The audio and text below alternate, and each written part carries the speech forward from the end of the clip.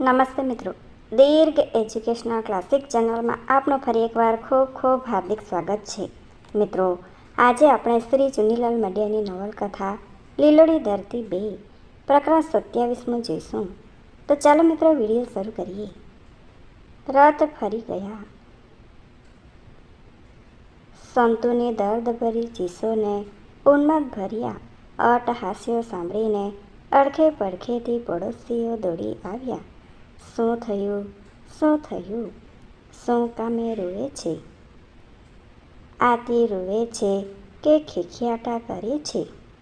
આવી અકળાવનારી પૂછગાછથી ઉજ્જમ પારાવાર ક્ષોભ અનુભવી રહી. એણે સંકોચ સહજ સમજાયું કે સંતુને પાછલી રાતે બાળક અવતરીને મરી ગયું, એટલે મગજ ઉપર જરાક અસર થઈ ગઈ છે. મરી ગયું? અરે રામ રામ! ઈ છોકરા ઉપર તો હદીએ આશા હતી ને ભગવાને જૂટી લીધું. હવે સમજાણ્યું.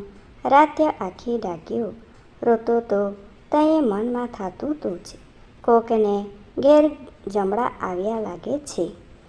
અમને વેમ નહીં કે સંતુના છોકરાને લેવા આવ્યા હશે. ગરીબના નસીબ ગરીબ, ઈ આનું નામ. ઉપરવાળાને ઘેરે જરાયે નિયા નથી. આ તો પડતાને પાટું માર્યા જેવું કર્યું. હા વળી, નીકળ છોકરું ઉછર્યું હોત તો સંતુ ઘરનો ઉંબરો ઝાલીને બેઠી રેત ને એને તમુકડે તાપણે તાપીને આયખું પૂરું કરી નાખત. પણ આ તો સાવ નિચ્છરવી થઈ રહી, કહીને એક બટક બોલીએ ગર્ભિત નિર્દેશ કર્યો કે હવે સંતુ ઘરનો ઉંબરો ઝાલી નહીં બેસે. માડી, અટાણે તો તાવડીનો મગજ તપી ગયો છે. એ ટાઢો થાય તો એ ઝાઝી વાત. ગાંડા માણસને સાચવવા સહેલ નથી. હા, જોતા નથી. ઓલ્યા ઓધડિયા બુવાને માથે માતાના રથ ફરી ગયા છે. તે હમણાંનો સાવ મગજમેટ જેવો થઈને ગામ આખામાં રખડ્યા કરે છે ને ઉકરડા ડખોડીને એઠી પીધેલી બીડીઓ ગોત્યા કરે છે. તાજેતરમાં પાગલ બનેલા ઓધડ બુવાને એક પડોસાણે યાદ કર્યા. માડી, ગાંડા માણસનાથી કાંઈ અવતાર છે. મોવો ઓધડિયો તો ઈ જ લાગનો હતો. જિંદગી આખી સાચા ખોટા ધૂણીને કેક દેવ દેવલાના પાખંડ કર્યા તા. તે ઉપરવાળો એનું સાટું વાળ્યા વન્યા મેલે. કોક વાર ક્યાંક ભૂલચૂક થઈ ગઈ હશે. તે માથેથી માતાનો રથ ફરી ગયા ને હવે બેડીઓના ઠૂઠા જે સંગતો ફરે છે. રોયો એ હવે મહાણે ગુંડાવા જેવડો માણસ ડાયો રીએ કે ગાંડો થઈ જાય તો એ શું? એને તો હદુએ સરખું. પણ આ સંતુ તો નાની બાળ કહેવાય. ગાંઠ પણ આવે તો અવતાર બળી જાય.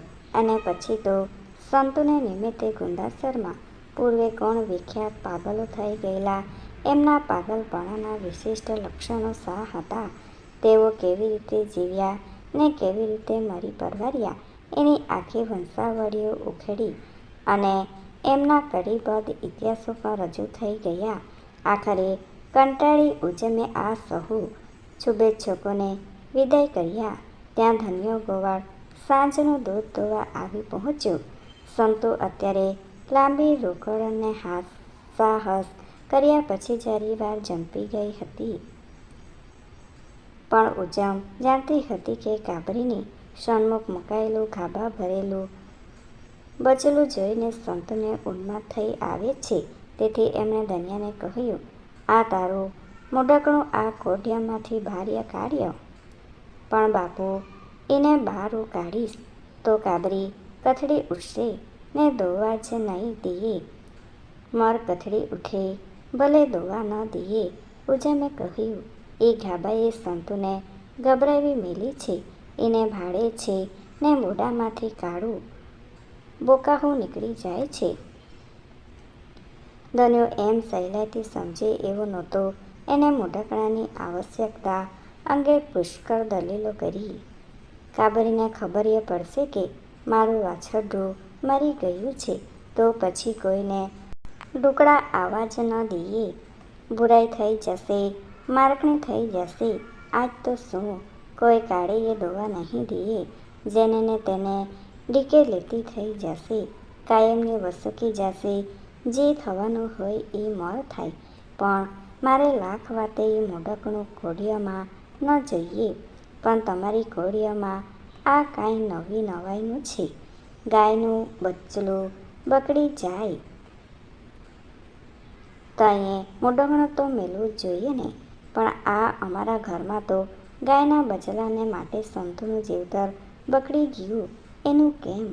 કાળિયો બાળ્યો, આ ઘોડિયામાંથી નીકળ. હું પંડ્યે જ ઉપાડીને ઉકરડે નાખી આવીશ. એ ના ના ઉજમ ભાભી, એવું ન કરતા.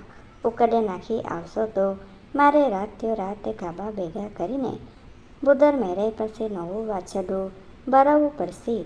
કાલે સવારે કોઈ બીજે ઘેર જરૂર પડે તો પછી ઉપાડીએ છટ. સંતુને અડધી તો તારા આ મોઢાપણે ભટકાવી મેલી છે. ધન્યો એના મેલા મસ મોઢાકણા લઈને બહાર નીકળ્યો. તરત કાબરીએ પગ પછડવા માંડ્યા ને છીકોટા નાખવા માંડ્યા. ઓય રે કાબરી, તું એ હદુએ સમજી ગઈ, પણ આવી ચતુર થઈને ઓલ્યા ચિત્રાના ખાબામાં ભરમાઈ ગઈ. ઉજમ ગાયને ઉદ્દેશીને મનસું બોલી રહી, અરે માવડીનો અવતાર, એને ભમરતા શું વાત? ભમરમાં ને ભમરમાં જીવતર પૂરું કરવાના. લે હવે છાની રે છાની, બહુ ઠેકડા માર્યામાં. અરે ભૂંડી, જેના સારું થઈ તું આટલા ભાબરડા નાખીશ. એ તો બુધર મેરાઈએ ગાબા ભરીને સીવેલું રમકડું હતું. રમકડું? અરે રામ, પણ સંસારમાં માયા કરી મેલી છે ને કાંઈ. પછી શું જાનવર કે શું કાળા માથાળું માણહ, પણ માયાની મદ લાડે જે જીવતર ખીચાય છે. કાબરીની વાત ક્યાં કરું? આ મારા પંડ્યની જ વાત જો ને. આ ભીમડાના બાપ મને મેલીને ગયા ને પાકા 12 વરહના વાણા વાઈ ગયા. કામેસર ગોરે આવીને એના શરત શરમણાએ કરાવી નાખ્યા, તો એ હજી મને એની માયા છૂટી છે. આંખ્યા મીચાય છે ને એ સોળે ભરાય છે. નીંદરમાંથી ઝપકીને જાગું છું ને એના પગલાં સંભળાય છે. 10-10માંથી વણકારા વાગે છે. જાણે કે આણી કોરિયેથી આવશે કે ઓલી કોરિયેથી. ગામમાં ગરજે અને પછી કૂદી રહેલી કાબરીને શાંત પાડતા પાડતા ઉજમ આ ગૌતરીને તેમજ સંતુને બંનેને અનુલક્ષીને ચીતવી રહી, તમે બેય સહીપણીના કરમ વાંકા. તમે બેય બહેનપણીયું નસીબની આગળિયાત નીકળી. નીકર કાંઈ બેયના જણિયા એક હારે જ બગડી જાય. કરમની જ વાત, બીજું શું? આગલે ભાવ બામણની હત્યા કરી હશે. કોક કાળા ધોપ પાપ કરતા જરાયે પાછું વાળીને નહીં જોયું હોય. મારી ઘોડીએ કોકને વાલામાં વીજોગ પડાવ્યા હશે. તે આ ભવે તમને વીજોગ ઊભા થયા છે. ઘડીક કાબરી તરફ તો ઘડીક સંતુ તરફ જોઈને ઉજમ આ કરુણ જીવન લીલા અવલોકી રહી હતી. ત્યાં જ સંતુએ લાંબી તંદ્રા પછી ફરીવાર આંખ ઉઘાડી. સ્વાભાવિક જ એની નજર કાબરી ઉપર પડી અને ગોદની સન્મુખ રહેલું મોઢકણું અત્યારે અદૃશ્ય થતું લાગતા તુરત એ પૂછવા લાગી, ક્યાં ગયું? ક્યાં ગયું? ઉજમે પૂછ્યું. શું? કાબરીનું વાછરડું ક્યાં ગયું? એ તો ધન્યો લઈ ગયો. શું કામ લઈ ગયો? ઉજમ પાસે આ પ્રશ્નનો ઉત્તર નહોતો, તેથી એ મૂંગી રહી. કાબરીના વાછરડાને શું કામે ચોરી ગયા? પાંજરાપોળે મેલવા કે પછી ખાટકી વાટે વેચી નાખવા લઈ ગયા છે? ઉજમે કહ્યું, વાછરડું તો મરેલું જ આવ્યું તું. ધન્યો લઈ ગયો એ તો એનું મોઢકણું હતું. મને ઉઠા ભણાવીશ બાબી, સંતુએ કહ્યું. જીવતું વાછરડું ક્યાંય સંતાડી દીધું ને એને ઠેકાણે મોઢકણું મેલી દીધું ને. હું હદુએ સમજું છું. અને સંતુ કાબરીની વાતમાંથી એકાએક પોતાની ફરિયાદ પર ઉતરી પડી. બોલ્યો, ક્યાં સંતાડ્યું છે મારું છોકરું? બોલ્યો, ક્યાં મેલ્યું છે? પટારામાં, મજહુમાં, કોઠીમાં, મેડામાંથી અને પછી તો સંતો પોતે જ ઊભી થઈને બધે ખાખા ખોળા કરવા લાગી. ઘરનું ખૂણે ખૂણો ફેદવા લાગી. ફરતે ફરતે ઘરમાંથી નીકળીને ફળિયામાં ને ફળિયામાંથી નીકળીને શેરી સુધી તેની શોધખોળ આગળ વધી. ઓધની જેમ સંતો પણ ધીમે ધીમે ગામના ઉકરડા ફેદવા લાગી. ઓધડ ભૂવો પીધેલી બીડીના ઠૂઠા માટે ઉકરડા ફેંકતો સંતો પોતાના બાળકની શોધમાં ઉકરડે ભમવા લાગી. સંતોના મનમાં સજ્જડ વહેમ ઘૂસી ગયો હતો. મારા ઉપર કલંકારોપણ થયું હોવાથી મારા બાળકને ઇરાદાપૂર્વક છીનવી લેવામાં આવ્યું છે. લોકાપદવાની બીકથી એને ક્યાંય આગું પાછું કરી દેવામાં આવ્યું છે.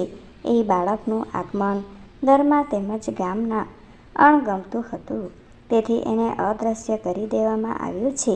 એલી તે મારું છોકરું ક્યાં ભાળ્યું? પડોસણને એ પૂછતી અને પડોસણો સંતોના ગાઢપણ પર હસી પડતી. ત્યારે સંતોના મનમાં ધોડાઈ રહેલો વહેમ વધારે ઘેરો બનતો. રસ્તામાં કોઈ માતાની કાંખમાં બાળકને જોતા સંતો પોકારી ઉઠી, લાવ્ય એવી મારું છોકરું તો જ ચોરી ગઈ છે, દઈ દે પાછું મારું છોકરું. માતાઓ આવા ગાઢપણને ગણકારતી નહીં. બચાડીને માથે રથ ફરી ગયા છે એટલે આમ બોલ બોલ કર્યા કરે છે. પણ બધા જ ગામ લોકો આવા દિલસોજ નહોતા. કેટલાક ટીખણીઓ તો સંતોને પચાવતા પણ ખરા. સંતો, આ લે તારું છોકરું. ક્યાં છે? ક્યાં છે? જો રહ્યું સામે ઓલિયા ગોખલામાં, લાવ્ય ઝટ લાવ્ય, મારે સતીમાને છત્તર ચડાવવું છે. સંતો ભોળા ભાવે કહેતી, મેં કે દીનું માનતા માની રાખી છે.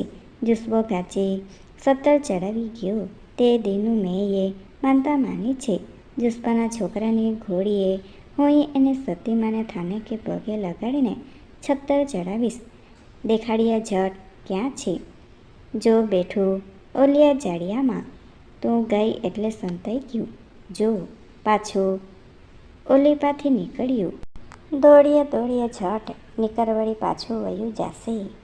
જો પાછું સંતાણું ઓલી ગોણ્ય.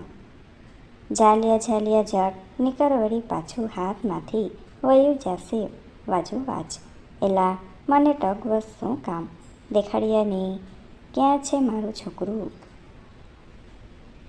એ તો છું ચકલી થઈને ઉડી ગયું.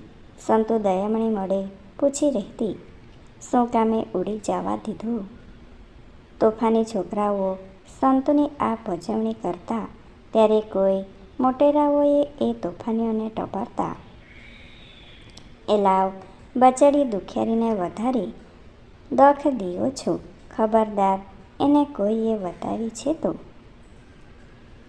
અને પછી સંતોના ગાઢપણ અંગે દિલસોજી દાખવતા. અરે બચાડીને માથે રથ ફરી ગયા. Thanks for watching. Please subscribe my channel. Thank you.